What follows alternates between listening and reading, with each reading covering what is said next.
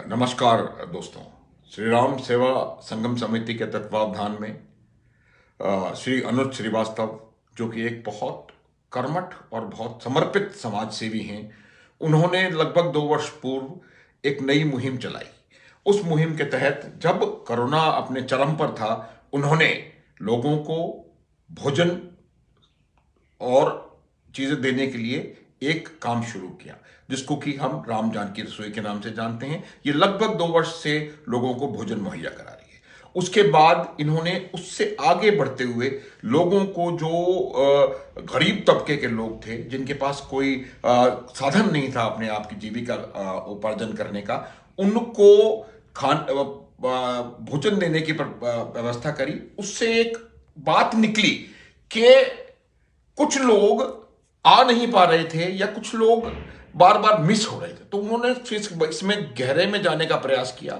और जब गहराई में वो गए तो उन्होंने पाया कि ऐसी बस्तियां हैं जयपुर शहर में जहां पर लोगों के पास कोई रोजगार नहीं है, खाना नहीं है, और उनके जीविका का एक माध्यम मेरे ख्याल से भीख मांगना, और उनको देश के बारे में, पढ़ाई के बारे में कुछ ज्ञान नहीं था। तो उन्होंने इससे सबक लेते हुए एक नई चीज शुरू करी, और उसको मस्ती की पाठशाला बोला जाता है। उस मस्ती की पाठशाला में उन्होंने ऐसे बच्चों को जो कभी स्कूल नहीं गए, उनको शिक्षा देने का काम शुरू किया। शिक्षा किस प्रकार की, ताकि वो एक देश के अच्छे नागरिक बन सकें। उनको देश प्रेम बताया गया, राष्ट्र के बारे में बातचीत बताई गई, किस प्रकार से उनको आपस में वहां पर रहना है उसको बताया गया।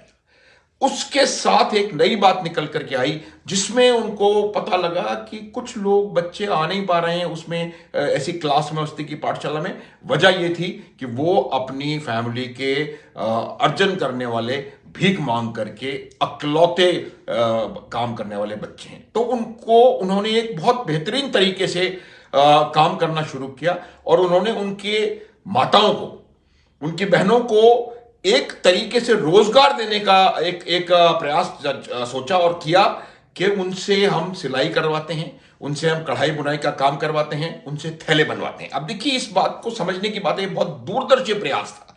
ये इसलिए समझने की बात है कि इस कपड़े के थैले बनाने के माध्यम से 3 बड़े काम हुए।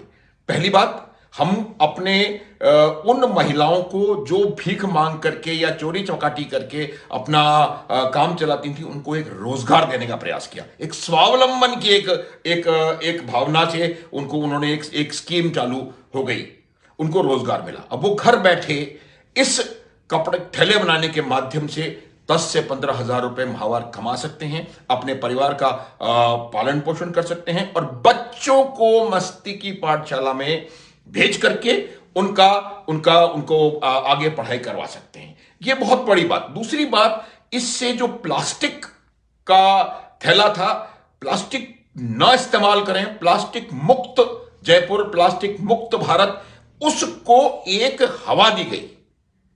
कपड़े के थैले बनाने से हम प्लास्टिक के थैले का उपयोग कम होगा, ये एक मैसेज है।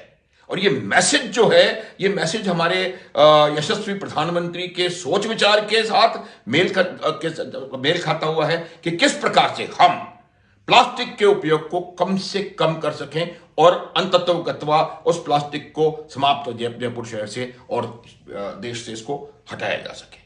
तीसरी बात जो थी कि हमारा जो पर्यावरण है, जो पशुओं का, गाय खास करके, उनको वो जब इस प्लास्टिक का इस्तेमाल करके और इसको अपना किसी प्रकार से खाल को कर लेती थी, उससे उसका नुकसान होना भी बंद हो गया। तो 3-4 तरीके से अशिक्षित बच्चों को शिक्षा प्रदान करना, उनको देश का अच्छा नागरिक बनाना, कोविड के समय पर लोगों को उचित प्रकार का भोजन देना, और कपड़े के थैले बनवा करके कुछ महिलाओं को रोजगार देना, ताकि वो स्वावलंबी हो सकें और प्लास्टिक का उपयोग कम किया जाना पड़े।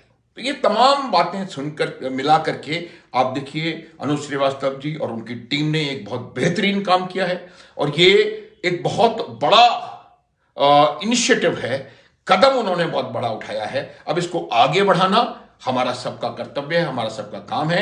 आइए हम सब मिलें, उनके साथ उनके कदम से कदम मिला करके इन चीजों को आगे बढ़ाएं। एक बस्ती में हमने किया है, इसको 5 बस्तियों में जयपुर में करें, फिर पूरे जयपुर शहर में करें, और इसको एक मूवमेंट के तौर पे पूरे भारतवर्ष में इसको फैलाया जा सके।